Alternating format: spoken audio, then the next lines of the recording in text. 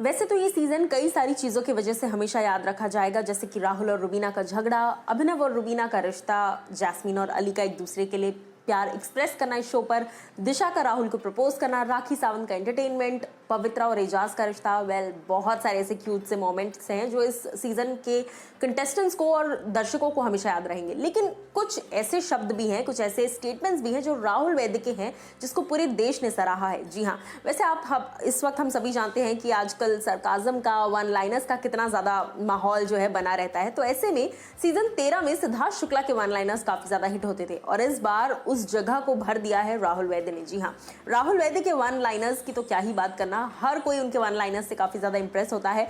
तो अब क्योंकि जब सीजन अपने अंतिम पड़ाव पर आ चुका है, तो चलिए आपको कुछ बहुत ही एपिक और solid one liners Rahul Vaidya के री मेमोराइज कराते हैं और वापस से आपको उन यादों पर वापस लेकर जाते हैं। नमस्कार दोस्तों, मैं हूं ज्योति नाहक और स्वागत कर रही हूं आप सभी का शुद्ध मनोरंजन में। राहुल वैद्य के कुछ ऐसे वन लाइनर्स हैं जो अब तक लोग यूज करते हैं और जैसे सिद्धार्थ शुक्ला के कई सारे थे, 1 2 3 4 5 6 7 8 9 10 11 12, सबके सब भाड़ में जाओ। तो इस तरह से राहुल के भी कई सारे हैं। तो चलिए शुरुआत करते हैं। सबसे पहला उनका वन लाइनर, जो आदमी सबके साथ है ना, वो किसी के साथ नहीं हो सकता। उसके बाद second most important one liner, जिस पर वो कहते हैं, एक बिग बॉस यहाँ चल रहा है और एक रुबीना जी का पर्सनल बिग बॉस चल रहा है। ये तो मुझे उनका बाय फेस मुझे याद है। दिल है पर दिल में भी कंटेंट है, हम किसी की ख्वाहिश नहीं ज़रूरत बनना चाहते हैं। ये चटनी नहीं है रॉकेट, रुबीना का ढीला है सॉकेट। एक था राजा एक थी रानी, राजा आया वापस ख़त्म करेगा कहानी। भाई ये वाला डायलॉग तो मुझे बहुत ज़्यादा, मेरा पर्सनल फेवरेट है। जिस तरह से राहुल वैद्य ने आते ही बड़े स्वैग से कहा था, एक था राजा एक थी रानी, राजा वापस आया है, ख़त्म करेगा कहानी। उसके आगे दूसरा एक और बहुत important one liner, hate use करते हैं जिसका कोई ओपिनियन नहीं होता। सही बात है, शेर अकेला ही होता है, हमेशा गीदड़ साथ में चलते हैं। हम दुआ भी करते हैं तो वो तो हो जाते हैं बदनाम, वो कत्ल करते हैं तो उनका चर्चा भी नहीं होता। इस तरह से कई सारी शायरियाँ पूरे सीजन में बोली हैं।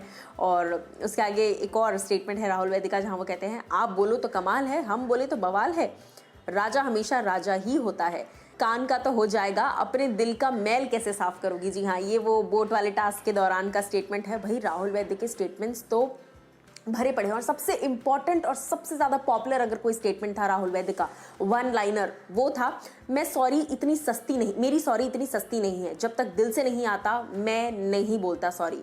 ये तो वही बात हो गई, तू क्रिकेटर अच्छा है, सेंचुरीज मारी है बहुत, बट तू मैच नहीं खेलेगा। जब राहुल वैद्य को नॉमिनेट किया जाता है ये कहकर कि अच्छा है।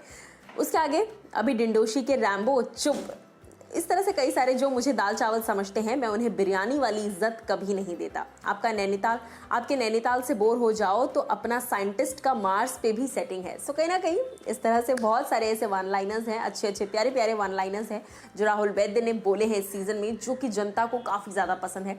पिछले सीज़न में मैंने इसके पहले भी कहा था, वापस कह रही हूँ कि सिद्धार्थ ने ऐसा एक माहौल बना दिया था कि हर चीज़ बाहर हिट हो जाती थी। शहनाज का ऐसा एक ऑरा बन गया था और वो इस सीज़न में अगर किसी का बना है तो वो है राहुल कृष्ण वैद्य। क्या कुछ आप लोग कहना चाहेंगे राहुल वैद्य के लिए, उनकी जर्नी के बारे में, इन वन लाइनर्स के बारे में, और आपका इन सारे वन लाइनर्स में से ना आपका फेवरेट कौन सा वन लाइनर है, जरूर हमें बताइएगा। मैं बता देती हूँ मेरा वन लाइनर फेवरेट जो है वो कौन सा है।